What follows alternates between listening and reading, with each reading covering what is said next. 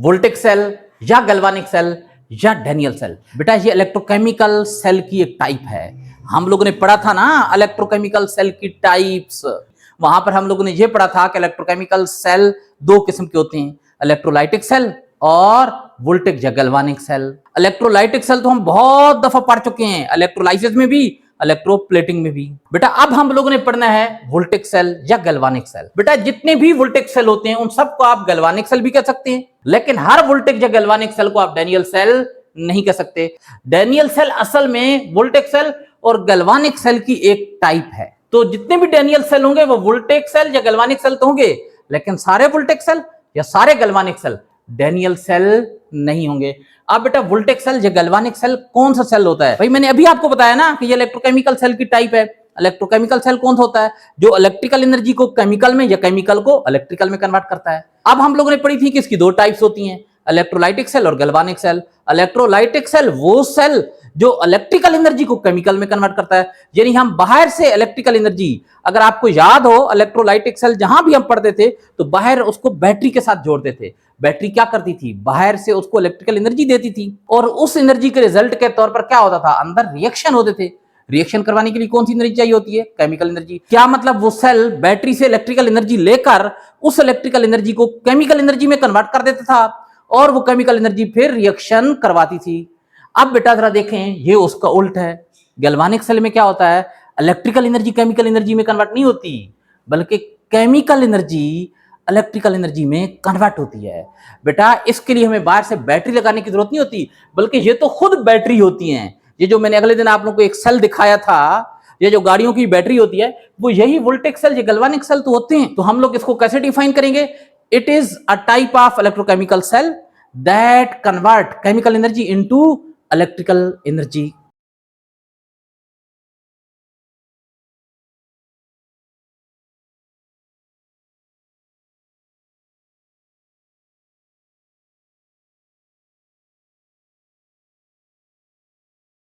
आप मुझे बताओ इसमें वो केमिकल एनर्जी कहां से आती है जिसको ये इलेक्ट्रिकल एनर्जी में कन्वर्ट कर देता है? भाई असल में इसमें खुद ब खुद होने वाले केमिकल रिएक्शन होते हैं, यानी वो रिएक्शन जिनको बाहर से एनर्जी की जरूरत नहीं होती, खुद ब खुद हो जाते हैं। ऐसे रिएक्शन को बोलते हैं स्पॉन्टेनियस रिएक्शन। तो बेटा इसमें स्पॉन्टेनियस रिएक्शन होते हैं। उन स्पॉन्टेनियस रिएक्शन के दौरान केमिकल एनर्जी प्रोड्यूस होती है और फिर ये उस केमिकल एनर्जी को इलेक्ट्रिकल एनर्जी में कन्वर्ट कर देता है। तो बेटा इसकी दूसरी डिफिनेशन क्या बन सकती है? It is the cell that involves spontaneous chemical reaction to generate the electrical energy.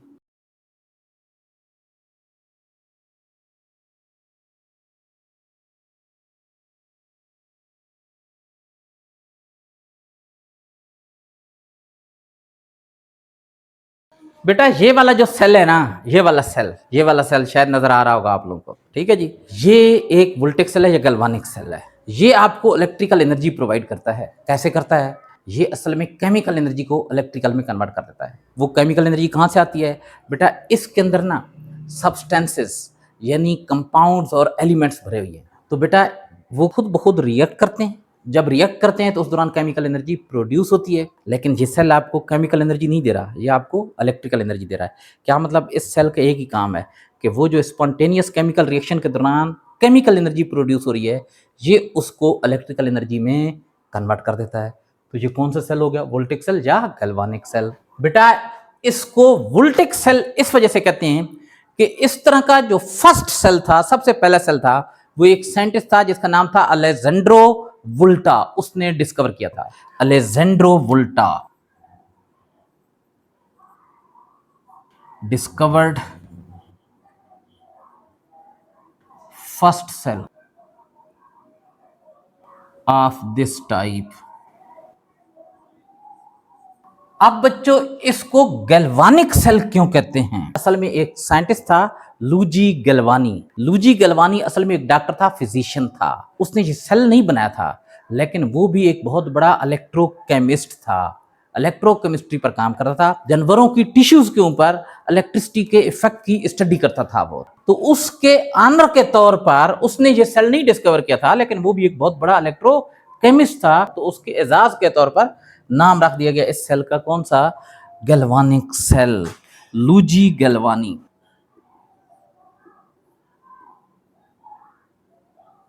Physician था। फिजिशियन कौन होता है? बहुत सारे बच्चे कहते हैं जी फिजिक्स का साइंटिस्ट होता है। नहीं, फिजिक्स के जो साइंटिस्ट होते हैं उनको तो फिजिक्स्ट कहा जाता है। बेटा ये जो है फिजिशियन, डॉक्टर होते हैं ना, डॉक्टर दो किस्म के होते हैं, एक सर्जन और एक फिजिशियन।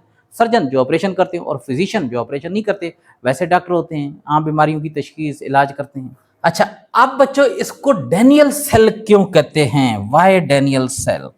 Frederick Daniell. बेटा असल में फ्रेडरिक डेनियल एक साइंटिस्ट का नाम था। इसने एक खास किस्म का गैल्वानिक सेल बनाया था जिसमें एनोड जिंक का था और कैथोड कॉपर का था। एनोड कौन सी चीज का था? जिंक का बना हुआ। और कैथोड किस चीज का था? कॉपर का बना हुआ। तो बेटा वो गैल्वानिक सेल जिसमें एनोड जिंक का बना हो और कैथोड कॉपर का बना हो, वो वाला गैल्वानिक सेल या वो वाला वोल्टेक सेल डेनियल सेल कहलाता है। लेकिन अगर कोई भी गैल्वानिक सेल होगा जिसमें एनोड जिंक का नहीं होगा या कैथोड कॉपर का नहीं होगा, तो बेटा वो वाला जो सेल होगा वो वाला वोल्टेक या गैल्वानिक सेल तो कहलाएगा, लेकिन वो वाला सेल डेनियल सेल नहीं कहलाएगा। आपके कोर्स में डेनियल सेल की कंस्ट्रक्शन, वर्किंग और रिएक्शन गिवन है, उनको हम लोग स्टडी करते हैं। उसके अलावा बेटा कंसेप्ट असेसमेंट एक्सरसाइज जो 4.2 है ना, उसमें डेनियल सेल के अलावा एक दूसरे वोल्टेक या गैल्वानिक सेल का भी आपने स्केच बनाना है। तो अब जनाब हम लोग पढ़ लेते हैं वोल्टेक सेल या गैल्वानिक सेल या डेनियल सेल की कंस्ट्रक्शन। कंस्ट्रक्शन का क्या मतलब होता है? स्ट्रक्चर। गैल्वानिक सेल जो होता है ना, कोई भी गैल्वानिक सेल हो, वो असल में दो हाफ सेल से बना होता है, two half sales.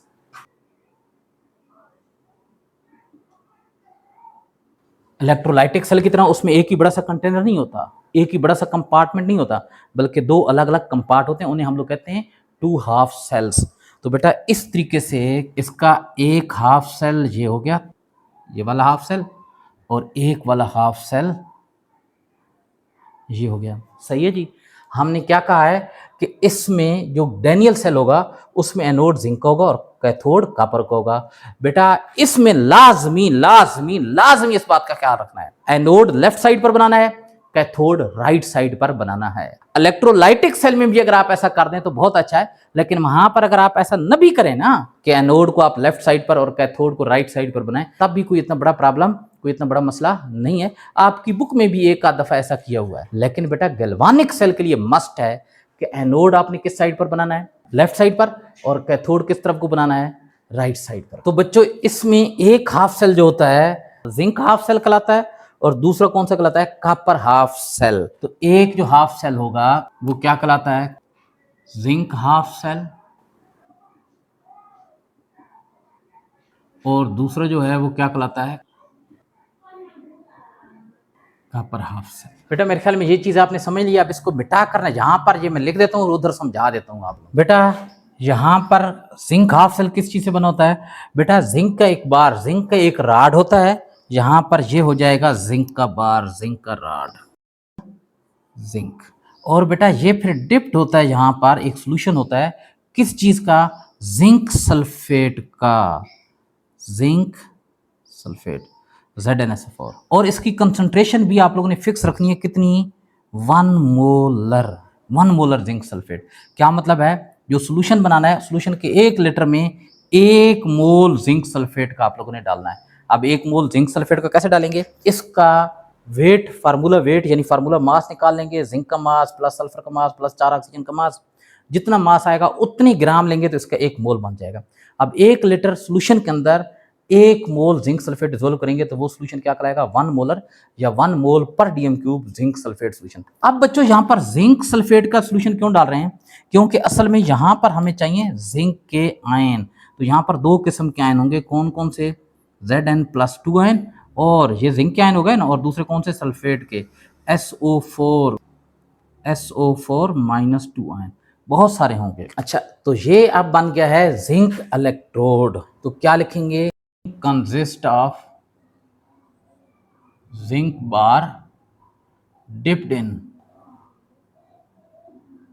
1 molar ZnSO4 solution. ठीक है जी। अब इसी तरीके से ये वाला जो इलेक्ट्रोड होगा यहाँ पर, दूसरा किस चीज का बनाना है, कॉपर का ना। अभी मैंने आपको बताया था कि जो डैनियल सेल होता है उसमें एक इलेक्ट्रोड जिंक का, दूसरा कॉपर का। तो जिंक के इलेक्ट्रोड के लिए शर्त क्या है, जिंक का बार होना चाहिए और जिंक के आयन, यानी जिंक का साल्ट डालेंगे तब जिंक के आयन आएंगे ना। हर मेटल का बेटा साल्ट होता है और उस साल्ट के अंदर उस मेटल के आयन होते हैं। अगर हमें किसी भी मेटल के आयन चाहिए हो तो उसके साल्ट को पानी में डिजोल्व कर दें। आयरन के आयन चाहिए, Fe लोहे के आयन Fe+3 या Fe+2, तो उसके साल्ट FeCl3 को या Fe2SO4 को आप पानी में डिजोल्व कर दें, आपके पास Fe के आयन आ जाएंगे।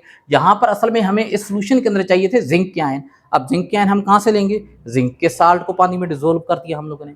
अब यहाँ पर कॉपर का इलेक्ट्रोड होगा तो मैं यहाँ पर क्या लिखूंगा, कॉपर इलेक्ट्रोड। ये कॉपर का बार है, कॉपर का एक रॉड है Cu। और बेटा यहाँ पर बताएं किस चीज के आयन होने चाहिए, कॉपर के आयन Cu+2 आयन कहां से आएंगे, कॉपर सल्फेट एक साल्ट है CuSO4, उसको जनाब पानी में डाल देंगे। लेकिन इसके लिए भी कंडीशन है कि कंसंट्रेशन क्या रखनी है, 1 मोलर। अच्छा बच्चों, ये 1 मोलर आप चेंज भी कर सकते हैं, ये तो स्टैंडर्ड है ना कि 1 मोलर रखनी है। अगर आप कोई और कंसंट्रेशन रखेंगे तब भी ये काम करेगा, लेकिन शर्त सिर्फ एक ही है कि जितनी कंसंट्रेशन इसकी है उतनी कंसंट्रेशन इसकी भी होनी चाहिए, बराबर होनी चाहिए। लेकिन स्टैंडर्ड क्या है बेटा, 1 मोलर दोनों की कंसंट्रेशन होनी चाहिए। अब बच्चों इसको जब पानी में डाला था Zn+2 आयन और SO4-2 आयन बने थे। बताएं इसको जब पानी में डालेंगे तो क्या बनेगा भाई, Cu+2 आयन और SO4-2 आयन बनेंगे। जिंक हाफ सेल में लिखा था consist of zinc bar dipped in 1 molar ZnSO4 solution. Copper half cell में क्या लिखेंगे, कंसिस्ट्स ऑफ, जिंक की जगह कॉपर आ जाएगा, copper bar dipped in 1 molar CuSO4 solution. सही है जी।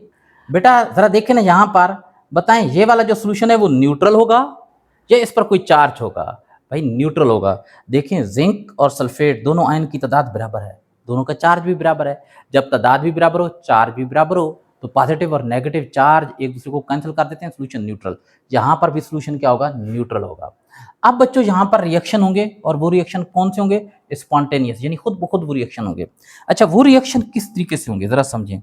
बेटा ये जो बार है ना किस चीज का बना हुआ है, जिंक का, और सॉलिड फॉर्म में है। क्या मतलब, यहाँ पर जिंक के एटम सॉलिड फॉर्म में हैं। लेकिन बेटा जिंक अगर पानी के अंदर डिप करे ना तो वो बेटा ज्यादा स्टेबल होता है आयनिक फॉर्म में। तो क्या मतलब, ये जो एटम है ना जिंक के, वो आयन में कन्वर्ट होना शुरू हो जाएंगे।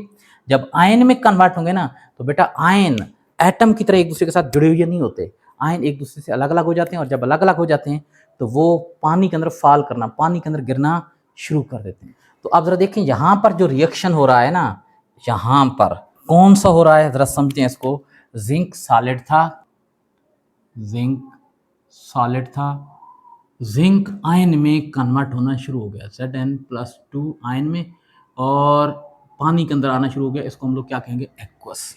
अब बताएं ये कैसे आयन में कन्वर्ट हुआ है। इस पर कोई चार्ज नहीं है, इस पर +2 चार्ज है। +2 चार्ज कैसे आया, इतनी दफा पढ़ चुके हैं, अब तो पता होना चाहिए कि प्लस चार्ज कैसे आता है। प्लस चार्ज आता है इलेक्ट्रॉन देने से। +2 क्या मतलब, कितने इलेक्ट्रॉन दिए इसने, 2 इलेक्ट्रॉन। इलेक्ट्रॉन दिए हैं तो बताएं कहाँ पर लिखेंगे, एरो से पहले या बाद में। जब भी कोई चीज़ इलेक्ट्रॉन देती है एरो के बाद। ये 2 इलेक्ट्रॉन हम लोगों ने लिख दिए। बेटा मुझे बताएं इलेक्ट्रॉन देना क्या कहलाता है, ऑक्सीडेशन या रिडक्शन। ऑक्सीडेशन, तो क्या मतलब यहाँ पर क्या हो रही है, ऑक्सीडेशन। और ऑक्सीडेशन हमेशा किस चीज़ पर होती है, एनोड पर। और ये देखें ना यहाँ पर प्रोसेस हो रहा है इस इलेक्ट्रोड पर, जिंक वाले इलेक्ट्रोड पर। तो यहाँ पर हो रही है असल में ऑक्सीडेशन, और ऑक्सीडेशन ये बात साबित कर रही है कि ये क्या है, एनोड है। तो यहाँ पर हम लोग क्या लिखेंगे, एट एनोड, या zinc half cell at anode. Anode पर ये जो रिएक्शन हो रहा है, ये वाला रिएक्शन कौन सा है, ऑक्सीडेशन। और बच्चों अब मुझे बताएं कि यहाँ पर जिंक के एटम इधर आए 2 इलेक्ट्रॉन देकर, उन 2 इलेक्ट्रॉन किसको दिए होंगे भाई, ये जो पीछे एटम रह गए हैं ना, ये जो पीछे सॉलिड बार है उसको इलेक्ट्रॉन दिए होंगे। तो इसको जब इलेक्ट्रॉन दिए होंगे तो इस पर तो इलेक्ट्रॉन ज़्यादा हो गए होंगे। तो इस पर जब इलेक्ट्रॉन ज़्यादा हो गए होंगे, किस चीज़ पर इलेक्ट्रॉन ज़्यादा हो जाएं, तो क्या बन जाता है मुझे बताएं, उस पर नेगेटिव चार्ज आ जाता है। तो इस पर नेगेटिव चार्ज आ गया है। बेटा इससे पहले हम इलेक्ट्रोलाइटिक सेल पढ़ रहे थे ना, वहां पर एनोड पर पॉजिटिव चार्ज होता था, अब यहां पर देख लें एनोड पर नेगेटिव चार्ज है। अब यहां पर इसका अपोजिट रिएक्शन होगा। अपोजिट रिएक्शन क्या मतलब है, यहां पर ये कॉपर के एटम है और कॉपर किस शक्ल में है, सॉलिड शक्ल में। बच्चों ये वाले जो कॉपर के एटम है ना, जो पानी के अंदर हैं, ये सॉलिड में कन्वर्ट होकर इसकी सरफेस के ऊपर अटैच होना शुरू हो जाएंगे। इसकी सरफेस के ऊपर अटैच होना शुरू हो जाएंगे। तो यहां पर कौन सा रिएक्शन होगा, Cu+2 जो पानी के अंदर है वो Cu सॉलिड में कन्वर्ट हो रहे हैं। तो यहां पर जो रिएक्शन हो रहा है वो कौन सा हो रहा है, Cu+2, ये पानी के अंदर आयन थे, ये बेटा कन्वर्ट हो रहे हैं सॉलिड कॉपर के अंदर। अब ये कैसे कन्वर्ट हुए सॉलिड कॉपर के अंदर, बेटा यहाँ पर है +2 चार्ज, क्या मतलब 2 इलेक्ट्रॉन कम है, यहाँ पर कोई चार्ज नहीं है, क्या मतलब इलेक्ट्रॉन कम नहीं है। तो कैसे इलेक्ट्रॉन की कमी पूरी होगी भाई, इसने कहीं से 2 इलेक्ट्रॉन लिए हैं, 2 इलेक्ट्रॉन लिए हैं, तो यहाँ पर लिखेंगे 2 इलेक्ट्रॉन। इसने कहाँ से इलेक्ट्रॉन लिए होंगे, बेटा ये वाला जो इलेक्ट्रोड है ना, इससे इलेक्ट्रॉन लिए होंगे। तो इसने इलेक्ट्रॉन चूंकि कॉपर को दे दिए, इलेक्ट्रॉन कॉपर को दिए, तो इसके अपने पास इलेक्ट्रॉन कम हो गए। अपने पास इलेक्ट्रॉन कम हो गए, किसी चीज के पास जब इलेक्ट्रॉन कम हो जाते हैं तो कौन सा चार्ज आ जाता है, पॉजिटिव चार्ज। तो जनाब इस पर चार्ज आ गया पॉजिटिव। बच्चों जरा देखें इस हाफ सेल में जो रिएक्शन हो रहा है, कॉपर इलेक्ट्रॉन गेन कर रहा है, और इलेक्ट्रॉन गेन करना क्या कराता है, रिडक्शन। तो इसका मतलब यहाँ पर रिडक्शन हो रही है, और रिडक्शन ये बात साबित कर रही है कि ये कैथोड है। क्या काम कर रहा है, कैथोड का। तो यहाँ पर हम लोग क्या लिखेंगे, रिडक्शन। रिडक्शन हो रही है। बेटा अगर आप लोगों ने बैटरी देखी हो ना, तो बैटरी के 2 टर्मिनल होते हैं, और उन टर्मिनल को कभी गौर से देखें, उनके ऊपर जो उनके साथ कहीं ना कहीं प्लस और माइनस लिखा होगा। ये जरा देखें प्लस, और ये क्या हो गया माइनस, इस पर माइनस चार्ज, उस पर प्लस चार्ज। अब मुझे बताएं कि अगर यहाँ पर हम लोग एक बल्ब लगा देते हैं, वैसे आपकी बुक में यहाँ पर बल्ब नहीं लगा हुआ, एक वोल्ट मीटर लगा हुआ है जो करंट को मेजर करता है कि कितना करंट पास हो रहा है। लेकिन बच्चों उससे थोड़ा सा आपको समझ में नहीं आएगा, मैं समझा यहाँ पर आपको देता हूँ कि अगर हम लोग यहाँ पर एक छोटा सा बल्ब लगा दें, ये छोटा सा बल्ब लगा दिया, मुझे बताएं अगर मैं इस बल्ब की एक तार इस नेगेटिव टर्मिनल के साथ जोड़ देता हूँ और दूसरी तार पॉजिटिव टर्मिनल के साथ जोड़ देता हूँ, तो क्या ख्याल है कि ये ऑन हो जाएगा। चलें अभी जो मैंने आपको सेल दिखाया था वो सेल कुछ इस तरह का है, इस तरह का ये सेल है। ये वाली साइड नेगेटिव साइड है, ये वाली साइड पॉजिटिव साइड है। अब मुझे बताएं कि ये वाली सेल है, ये वाली साइड उसकी पॉजिटिव है, ये नेगेटिव, 2 सेल है, ठीक है। अब यहाँ पर ये मैं बल्ब लगा देता हूँ, ये देखें ये मैंने यहाँ पर बल्ब लगा दिया। अब मैं इधर इसको इस पॉजिटिव के साथ जोड़ देता हूँ, इस पॉजिटिव के साथ जोड़ देता हूँ, शाबाश। अब आप जब भी वीडियो देखें इस जगह पर पहुंचकर आपने वीडियो को रोक देना है, मेरी बात सुनने के बाद रोकना है, और आप लोगों ने मुझे कमेंट करना है फौरन कि ये बल्ब यहाँ पर ऑन होगा या नहीं होगा। अगर होगा तो क्यों होगा, नहीं होगा तो क्या वजह होगी। अच्छा अब बच्चों यहाँ पर ये ऑन नहीं होगा, क्यों नहीं ऑन होगा भाई, दोनों तरफ को पॉजिटिव के साथ जोड़ दिया।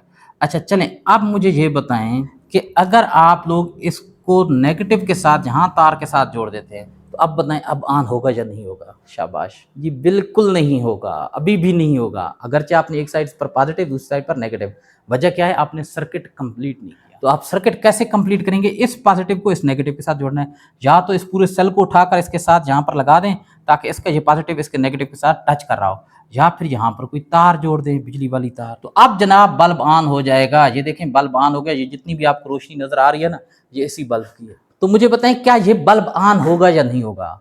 जी बिल्कुल नहीं होगा। वजह क्या है, आपने इसको नेगेटिव और पॉजिटिव के साथ जोड़ दिया, लेकिन बेटा अभी भी सर्किट कंप्लीट नहीं है। बेटा यहां पर है ना पॉजिटिव चार्ज इस बार पर, तो बताएं सोल्यूशन पर कौन सा चार्ज होगा। शुरू में तो ये पॉजिटिव और नेगेटिव आयन की तादाद बराबर थी, सोल्यूशन न्यूट्रल था। अब पॉजिटिव आयन तो इसमें सॉलिड में कन्वर्ट हो गए, पॉजिटिव आयन कम हो गए, कौन से आयन ज्यादा हो गए, नेगेटिव। तो इस पूरे सोल्यूशन पर नेगेटिव चार्ज आ जाएगा। याद रख लेना, जब इलेक्ट्रोड पर पॉजिटिव होगा तो सोल्यूशन पर कौन सा चार्ज होगा, नेगेटिव। तो यहाँ सोल्यूशन पर नेगेटिव चार्ज होगा। और बच्चों जरा देखें यहाँ पर क्या होगा, पहले शुरू में तो जिंक आयन यानी पॉजिटिव आयन और सल्फेट आयन बराबर थे, लेकिन अब जिंक के जो एटम थे वो भी आयन में कन्वर्ट होकर सोल्यूशन में गिर रहे हैं। सल्फेट आयन की तादाद तो उतनी है, लेकिन जनाब जिंक आयन की तादाद लगातार बढ़ती जा रही है, यानी पॉजिटिव आयन की तादाद बढ़ती जा रही है, तो यहां पर सोल्यूशन पर पॉजिटिव चार्ज आ जाएगा। क्यों? क्योंकि सोल्यूशन में पॉजिटिव आयन बढ़ रहे हैं। सोल्यूशन को न्यूट्रल होना चाहिए था, लेकिन सोल्यूशन पर चार्ज आ रहा है। देखिए ना, इलेक्ट्रोड पर नेगेटिव चार्ज तो सोल्यूशन पर पॉजिटिव, इधर इलेक्ट्रोड पर पॉजिटिव सोल्यूशन पर नेगेटिव। तो बेटा अब इस सोल्यूशन को इस सोल्यूशन के साथ भी जोड़ना है ताकि सर्किट कंप्लीट हो जाए। तो क्या हम लोग एक तार के जरिए जोड़ेंगे? यहां पर तो तार के जरिए जोड़ा था बेटा, यहां पर असल में इलेक्ट्रॉन ने मूव करना था। अब यहां पर जो करंट गुजरेगा ना, यहां पर, यहां से यहां, यहां सोल्यूशन में इलेक्ट्रॉनिक आयंस हैं, तो यहां पर आयन ने मूव करना है। और बेटा आयन बिजली की तार में से नहीं गुजर सकते, तो लिहाजा यहां पर तार नहीं लगाएंगे, यहां पर क्या करेंगे, एक और चीज लगा देते हैं जिसे कहते हैं साल्ट ब्रिज। साल्ट ब्रिज क्या होती है बेटा? ये यू शेप एक ट्यूब होती है, इस तरीके से यू शेप ट्यूब होती है। ये बेटा गिलास की एक ट्यूब होती है, इसके अंदर किसी भी इनर्ट इलेक्ट्रोलाइट का सॉल्यूशन डाल दिया जाता है। इनर्ट इलेक्ट्रोलाइट क्या मतलब? जो रिएक्ट न करता हो।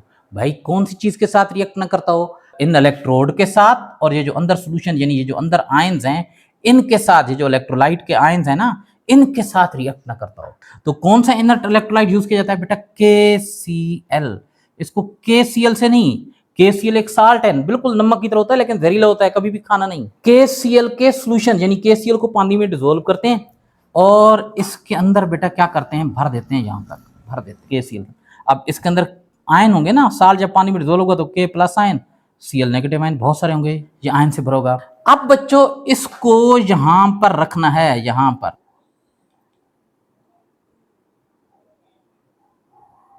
यहां पर रखना है। ये भरी हुई है किस चीज से? K प्लस आयन और Cl नेगेटिव आयन से। इसके अंदर KCl डाल दिया था। ये कहलाता है साल्ट ब्रिज। ब्रिज क्या होता है? जो दो चीजों को आपस में जोड़ता है, दो साइडों को आपस में जोड़ता है, जैसे पुल होता है उसको हम ब्रिज कहते हैं ना। भाई वो तो जाके दो किनारों को आपस में क्या कर रहा होता है? जोड़ रहा होता है। तो ये भी दो हाफ सेल को आपस में क्या कर रहा है? कनेक्ट कर रहा है। अब बच्चों यहाँ पर एक मसला आ जाएगा ना भाई, यहाँ पर इसको सोल्यूशन से भर लिया, सोल्यूशन पानी की तरह होता है, जब इसके अंदर उल्टा करेंगे तो आधा पानी इधर आधा पानी इधर, ये तो खाली हो जाएगा। तो फिर क्या करेंगे? फिर ऐसा करेंगे कि इसको ऐसे ही रहने देंगे, इधर ये जो वाला बीकर है इसको इसके ऊपर उल्ट देंगे, इसको इसके ऊपर उल्ट देंगे, ऐसा करेंगे। ओ भाई अगर ऐसा किया तो इसके अंदर जितना भी सोल्यूशन है वो सारा गिर जाएगा। फिर क्या करते हैं, एक तो ये है कि यहाँ पर ये जो सोल्यूशन बनाते हैं ना, वो बेटा पानी के अंदर नहीं बनाते, वो एक जेल लाइक मटेरियल होता है। जेल ही देखिए ना, वो वैसलीन नहीं देखी, वो जो पेट्रोलियम जेल होती है, ग्रीस की तरह की जो चीज होती है, उसके अंदर इसको डिसोल्व कर देते हैं, तो ये अपने आयन में टूट जाता है। मकसद क्या है? आयन में तोड़ना है, और उसके अंदर आयन मूव भी कर सकते हैं। दूसरा बेटा इसके यहाँ पर ना काटन लगा दिया जाता है, काफी ज्यादा दबा दबा कर, काटन प्लग इसे कहते हैं यहाँ पर। अब इसको अगर आप इसके अंदर उल्ट भी देंगे ना, तो यहां से सोल्यूशन नीचे नहीं गिरेगा, ये काटन प्लग है, यहाँ काटन प्लग लगा दें। अब साल्ट ब्रिज क्या करता है बेटा? ये जो दो इलेक्ट्रोलाइट के सॉल्यूशन होते हैं ना, इनको आपस में कनेक्ट करता है और इनमें से फिर आयन मूव कर सकते हैं। मुझे बताएं इस साइड पर कौन सा आयन आएगा, इस साइड पर कौन सा आयन आएगा, चलें बताएं। ये पॉजिटिव है तो कौन से आयन को? नेगेटिव आयन को, तो यहाँ पर ये नेगेटिव की साइन ड्रा कर देना। इस तरफ को बताएं कौन सा आयन मूव करेगा?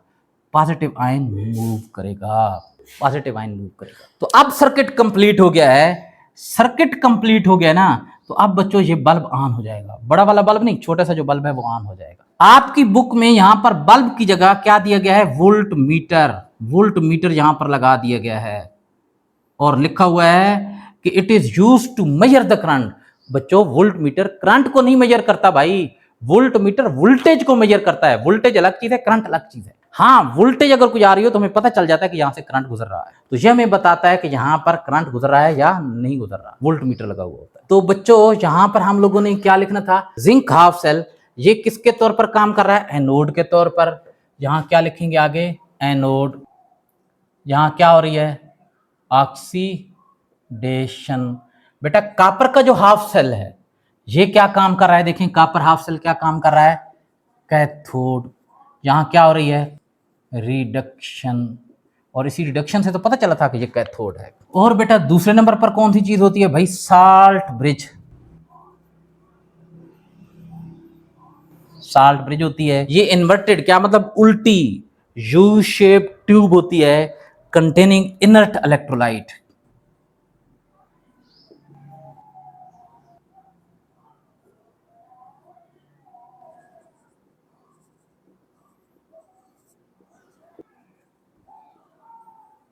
इनर्ट इलेक्ट्रोलाइट कौन सा हो गया यहाँ पर? KCl। इनर्ट इलेक्ट्रोलाइट क्या मतलब? अपने आयन में नहीं टूटेगा भाई। अगर अपने आयन में नहीं टूटेगा तो फिर तो किसी काम का नहीं है। आयन में जरूर टूटेगा, लेकिन इसके आयन न तो इलेक्ट्रोड से रिएक्ट करेंगे और ना इलेक्ट्रोलाइट यानी यहां पर जो आयन है उनके साथ रिएक्ट करेंगे। अब बच्चों ये तीन काम करती है, कौन कौन सी? एक तो आपने देखा सर्किट को कंप्लीट कर रही है। क्या मतलब है? दो सॉल्यूशन को कनेक्ट कर रही है, इलेक्ट्रिकली कनेक्ट कर रही है, ताकि वहां से आयन क्या कर सकें? मूव कर सके, चार्ज फ्लो कर सकें। इसके फंक्शन आप लोगों ने लिखने होते हैं। साल्ट ब्रिज के जो फंक्शंस होते हैं, इसका अलग से क्वेश्चन पूछा जाता है। तो कौन कौन से फंक्शन हो गए? पहला फंक्शन क्या हो गया? पहला फंक्शन जो हो गया, connect two half cells electrically. और इसका मतलब क्या हुआ? इसको हम लोग ये भी लिख सकते हैं, that is complete the circuit.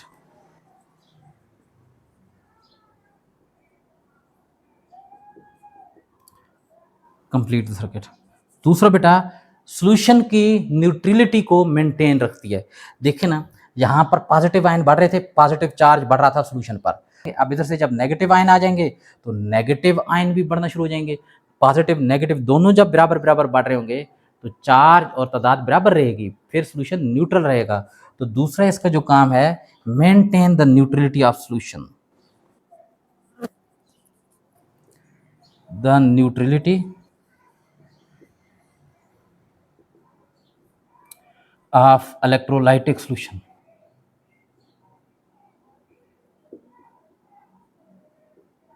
और पता है बेटा, अब साल्ट ब्रिज लगाने की वजह से ना सॉल्यूशन आपस में मिक्स भी नहीं हो रहे, और सॉल्यूशन को अलग अलग रखना है ना। शर्त थी कि यहाँ पर जिंक के आयन होने चाहिए, यहाँ पर कॉपर के।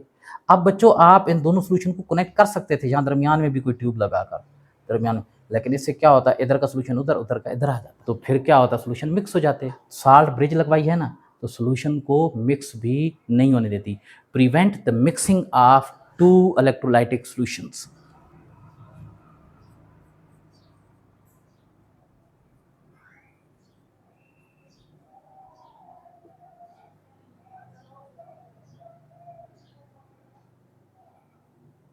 ये साल्ट ब्रिज के फंक्शन हो गए। बच्चों यहाँ पर हम लोगों ने क्या लिखना है? ये रिडक्शन हो रही है कहाँ पर? और ये कैथोड पर। तो क्या लिखेंगे? At cathode. और बच्चों ये वाला जो रिएक्शन है ये है ऑक्सीडेशन, लेकिन इसे कहते हैं ऑक्सीडेशन हाफ रिएक्शन, और इसे कहते हैं रिडक्शन हाफ रिएक्शन।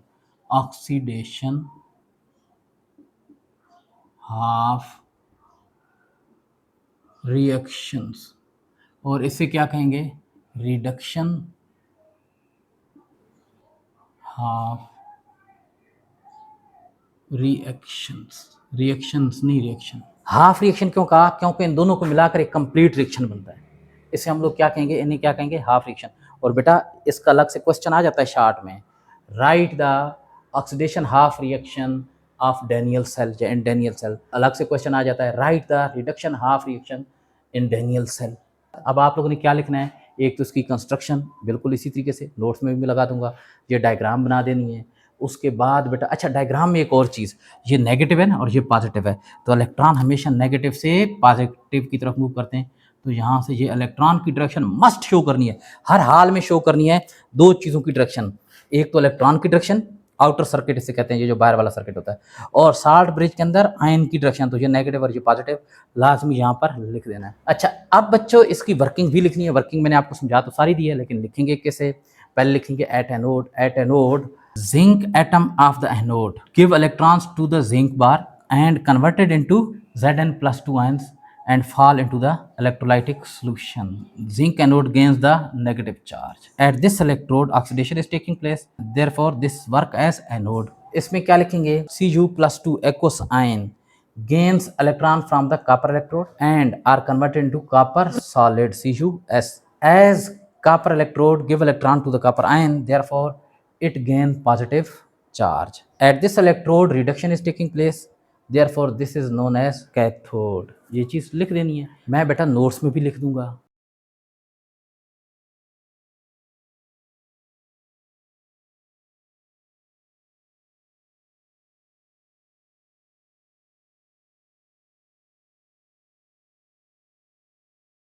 बेटा आगे आपकी बुक में कंसेप्ट असेसमेंट एक्सरसाइज 4.2 है, कह रहा है sketch a voltage cell labelling the cathode, the anode and the direction of flow of the electron using the following chemicals. नीचे दे रहा है silver, zinc, silver nitrate, zinc nitrate, और जिंक नाइट्रेट का फार्मूला ZnSO4 दिया हुआ है, और नीचे हिंट दे रहा है zinc is more active than silver. तो जरा देखिए ना, जो चीज क्वेश्चन में पूछी हो वो तो लाजमी आंसर में आप लोग लिखें। उसने कहा स्केच अ वोल्टेज सेल, आपने एक वोल्टेज सेल बनाना है, उसमें आपने कैथोड को लेबल करना है लाजमी तौर पर, नोड को लाजमी तौर पर लेबल करना है, जैसे यहाँ पर हमने एनोड को लेबल किया, कैथोड को लेबल किया, और इलेक्ट्रॉन की डायरेक्शन भी आउटर सर्किट में लाजमी शो करनी है। आगे क्या करा है, अब वो इलेक्ट्रोड बना हुआ किस चीज का होना चाहिए, एक तो जिंक का, जिंक और जिंक सल्फेट, जरा देखें यहाँ पर जिंक और जिंक सल्फेट का बना हुआ है, ये तो हमारा इसी तरह का रहेगा। दूसरा कौन सी चीज का है, सिल्वर, सिल्वर और सिल्वर नाइट्रेट, यानी यहां पर ये कॉपर का नहीं होना चाहिए, किस चीज का होना चाहिए, सिल्वर का। और सिल्वर की जो सिंबल है वो आपको पता ना क्या होती है, AgAg, और यहां पर सिल्वर नाइट्रेट होगा AgNO3। और बच्चों यहां पर आयन कौन से होंगे, Ag+NO3-। यहां पर आयन होंगे Ag पर +1 चार्ज होता है, आप सिर्फ प्लस लिखें या +1 लिखें, ख्याल रखा करें चार्ज का, कहीं +2 वगैरह ना लिखें। और NO3 इस पर कौन सा चार्ज होता है, -1 होता है। अब यहाँ पर मसला है, इस पर +2 चार्ज है, इस पर +1 है, तो इसको भी 2 करना है, लिहाजा इसकी कंसंट्रेशन 1 मोलर की बजाय कितनी लिखेंगे, 2 मोलर। या आप तो कंसंट्रेशन यहाँ शो ही नहीं करना, या अगर शो करें तो फिर इसको क्या लिख देना, 2 मोलर लिख। तो जनाब यही चीज बनानी है वहां पर। Difference between voltage cell and electrolytic cell, बेटा आप लोग इलेक्ट्रोलाइटिक सेल भी पढ़ चुके हैं, वोल्टेज सेल भी पढ़ चुके हैं। अगर आपने दोनों को बहुत अच्छे तरीके से समझ लिया है ना, तो आप डिफरेंस लिखना आप लोगों के लिए कोई मैनी नहीं रखता, लेकिन ये डिफरेंस है बड़ा इंपॉर्टेंट, एग्जाम में कई दफा आ चुका है। बच्चों वोल्टेज सेल और इलेक्ट्रोलाइटिक सेल का मेन डिफरेंस इनके काम का है, इनकी डिफिनीशन का है। वोल्टेज सेल क्या काम करता है बेटा, ये केमिकल एनर्जी को इलेक्ट्रिकल एनर्जी में कन्वर्ट करता है, लेकिन ये क्या काम करता है, इलेक्ट्रिकल एनर्जी को केमिकल एनर्जी में कन्वर्ट करता है। इसके लिए हमें बाहर से इलेक्ट्रिकल एनर्जी देना पड़ती है, ये बाहर से इलेक्ट्रिकल एनर्जी लेकर रिएक्शन करवाता है। आपने इलेक्ट्रोलाइटिक सेल पढ़े थे ना, जहां इलेक्ट्रोलाइसिस करवाते, बाहर बैटरी से जोड़ते थे, बैटरी से ये एनर्जी लेता था, तब जाकर अंदर ऑक्सीडेशन और रिडक्शन के रिएक्शन होते थे। और ये क्या काम करता है, इसमें अंदर रिएक्शन खुद ब खुद होते हैं, लेकिन ये एनर्जी जो बाहर दे रहा होता है वो इलेक्ट्रिकल दे रहा होता है। अब रिएक्शन खुद ब खुद हो रहे हैं, क्या मतलब, एक तो ये स्पॉन्टेनियस रिएक्शन है, यहां रिएक्शन खुद ब खुद नहीं हो रहे, क्या मतलब, नॉन स्पॉन्टेनियस रिएक्शन इसमें होते हैं। बच्चों इसमें जो स्पॉन्टेनियस यानी खुद ब खुद रिएक्शन होते हैं, उन रिएक्शन के दौरान एनर्जी रिलीज होती है, और बेटा वो वाली एनर्जी केमिकल एनर्जी होती है, लेकिन ये सेल उस केमिकल एनर्जी को इलेक्ट्रिकल एनर्जी में कन्वर्ट कर देता है। तो अब यहां पर हम लोग जो पहला डिफरेंस लिखेंगे वो ये है, convert chemical energy into electrical energy.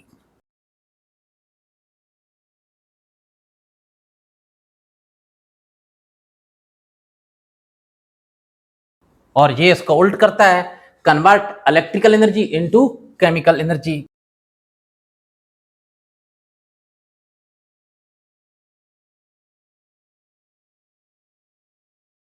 अब इसमें जो रिएक्शन होते हैं वो स्पॉन्टेनियस रिएक्शन होते हैं, उसमें नॉन स्पॉन्टेनियस रिएक्शन होते हैं। Involves spontaneous reaction, involves non spontaneous reactions.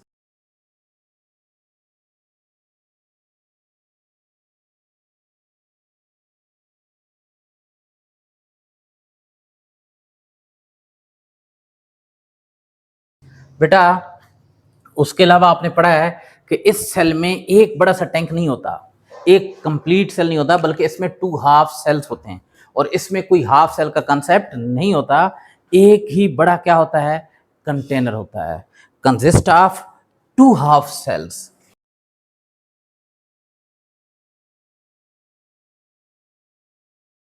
लेकिन इसमें क्या होता है, there is no concept of 2 half cells, consist of only a single compartment.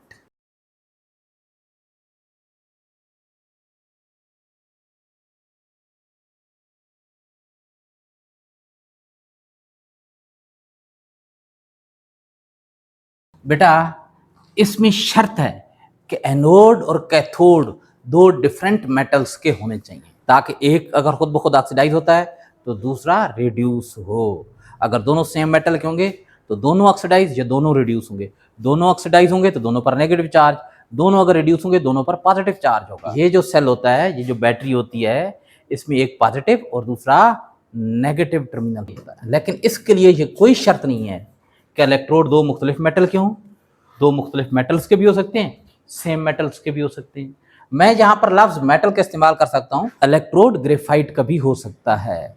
तो इसमें एक इलेक्ट्रोड ग्रेफाइट का और एक किसी और मेटल का हो सकता है, जबकि इसमें एक इलेक्ट्रोड ग्रेफाइट का और एक किसी और मेटल का, या दोनों ग्रेफाइट के या दोनों किसी एक ही मेटल के हो सकते हैं। बेटा जो मैंने आपको लास्ट टाइम सेल नहीं दिखाया, जो वो ड्राई सेल होता है, उसके अंदर जो कैथोड होता है ना, वो ग्रेफाइट का होता है और एनोड बार जिंक का होता है। तो क्या लिखेंगे, anode and cathode must be of two different metals.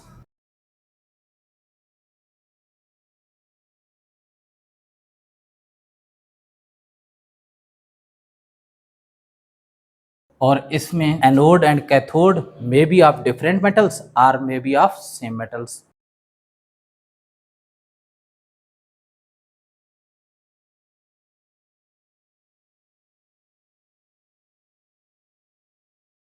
बेटा यहाँ पर हम लोगों ने पढ़ा था कि एनोड जिस मेटल का बना होता है ना, तो इलेक्ट्रोलाइट यानी वो जो साल्ट नहीं डालते थे सोल्यूशन के अंदर, जो डिसॉल्व करते साल्ट, वो भी लाजमी तौर पर उसी मेटल का होना चाहिए, यानी उस सोल्यूशन के अंदर उस एनोड वाली मेटल के आयन होने चाहिए। और कैथोड वाला जो कंपार्टमेंट होता है, कैथोड वाला जो हाफ सेल होता है, उसमें जिस मेटल का कैथोड बना होता है उसी मेटल का साल्ट यानी उसी मेटल के आयन होने चाहिए वहां पर। टू डिफरेंट इलेक्ट्रोलाइट्स, लेकिन इसमें एक ही बड़ा सा आपने देखा था टैंक होता है, उसके अंदर एक ही इलेक्ट्रोलाइट होता है। और ये जरूरी नहीं है कि जिन मेटल के इलेक्ट्रोड्स हैं उन्हीं मेटल का साल्ट होना चाहिए। मेटल कुछ और हो सकती हैं, जैसे मेटल आप लोगों के पास प्लाटिनम हो सकती है, या इलेक्ट्रोड ग्रेफाइट का हो सकता है, और बीच में जो आप लोग डाल रहे हैं इलेक्ट्रोलाइट, वो सोडियम क्लोराइड डाल सकते हैं।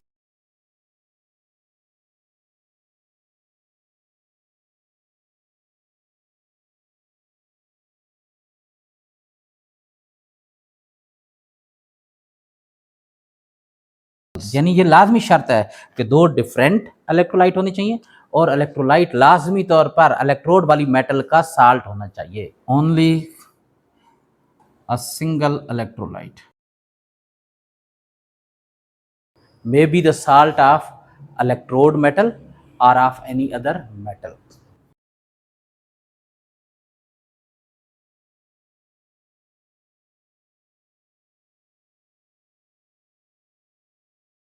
बच्चों इन दोनों में से एक के अंदर साल्ट ब्रिज इस्तेमाल होती है, एक में साल्ट ब्रिज इस्तेमाल नहीं होती। बताएं कौन से वाला है जिसमें साल्ट ब्रिज इस्तेमाल होती है? जी this one, salt bridge is used, और इसमें no salt bridge is used.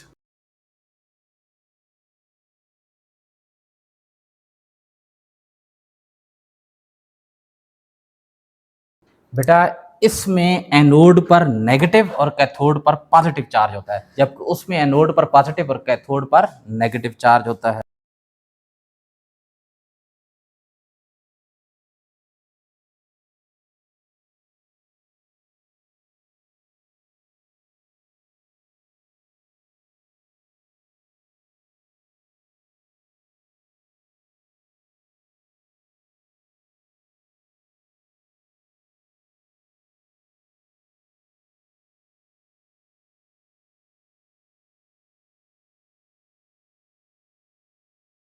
बेटा अगर आ जाए ना कि वोल्टिक सेल और इलेक्ट्रोलाइटिक सेल में सिमिलरिटी क्या है, तो भाई सिमिलरिटी एक ही है कि यहाँ पर भी एनोड पर ऑक्सीडेशन होती है, यहाँ पर भी एनोड पर ऑक्सीडेशन, यहाँ पर कैथोड पर रिडक्शन, वहां पर भी कैथोड पर रिडक्शन। और बेटा एक और बात जो इससे पहले मैंने आपको समझानी थी, जहां पर मैं आप लोगों को वोल्टिक सेल या गैल्वानिक सेल समझा रहा था, या डैनियल सेल जो समझा रहा था, वहां पर एक रीजन लिखा हुआ है कि why zinc work as anode and copper work as cathode. बेटा गैल्वानिक सेल में एनोड वो होता है जिसकी ऑक्सीडेशन होती है, और कैथोड वो होता है जिस पर रिडक्शन होती है। जिंक का ऑक्सीडाइज होने की जो टेंडेंसी है, ऑक्सीडाइज होने की सलाहियत, या केमिस्ट्री में हम लोग कहते हैं कि जिंक का ऑक्सीडेशन पोटेंशियल ज्यादा है, वो ऑक्सीडाइज होता है, और कॉपर का ऑक्सीडेशन पोटेंशियल कम है। आपकी बुक में इलेक्ट्रोकेमिकल सीरीज गिवन है ना, उसमें अगर देखें ना, तो ये एक जो है ना वो इक्वेशन लिखी होगी Zn+2 2 इलेक्ट्रॉन, और आगे क्या लिखा हुआ है, जिंक सॉलिड ना, ये लिखा हुआ होगा। ये एक्वस लिखोगा, इसके आगे ना पोटेंशियल लिखोगा कितना, -0.76। और कॉपर का ये इस तरह लिखा हुआ है Cu+2 एक्वस +2 इलेक्ट्रॉन, और Cu यहाँ सॉलिड प्लस का 0.34 वोल्ट, ये वोल्टेज। बेटा अगर आप उस इलेक्ट्रोकेमिकल सीरीज की टॉप पर देखेंगे ना तो वहां पर लिखा हुआ रिडक्शन पोटेंशियल, तो ये रिडक्शन पोटेंशियल है। ऑक्सीडेशन पोटेंशियल क्या होंगे? अच्छा, ये बात भी यहां पर आपको समझ में आ जाएगी। अगर आपको किसी चीज का ऑक्सीडेशन पोटेंशियल गिवन हो, अगर कोई पूछता है जिंक का रिडक्शन पोटेंशियल ये है, इसका ऑक्सीडेशन पोटेंशियल कितना होगा, तो बस सिर्फ ये वाली साइन चेंज कर दें, माइनस है तो प्लस कर दें, प्लस है तो माइनस कर दें। अब ये जिंक का ऑक्सीडेशन पोटेंशियल बन गया है। कॉपर का ये तो रिडक्शन पोटेंशियल है, ऑक्सीडेशन पोटेंशियल कैसे पता चलेगा? प्लस को माइनस कर दें, तो ये है ऑक्सीडेशन पोटेंशियल। ठीक है जी। अब मुझे बताएं किसका ऑक्सीडेशन पोटेंशियल ज्यादा है? जिंक का, तो ये ऑक्सीडाइज होने की सलाहियत रखता है। कॉपर का माइनस में है, क्या मतलब? ये खुद ब खुद रिड्यूस होने की सलाहियत रखता है, इसका रिडक्शन पोटेंशियल ज्यादा है, ऑक्सीडेशन पोटेंशियल क्या है? कम। क्वेश्चन का आपने आंसर, यानी ये जो क्वेश्चन है ना, why zinc act as anode and copper act as cathode in Daniell cell, तो आप लोगों के जवाब जो होने चाहिए, zinc act as anode because its tendency to oxidize is greater than the copper, या its oxidation potential is greater than the copper. बच्चों यही इस टॉपिक के नोट्स बन गए हैं, यानी वोल्टेक सेल और इलेक्ट्रोलाइटिक सेल के दरमियान डिफरेंस के। ये वाला इसके नोट्स का हिस्सा नहीं है। अल्लाह हाफिज।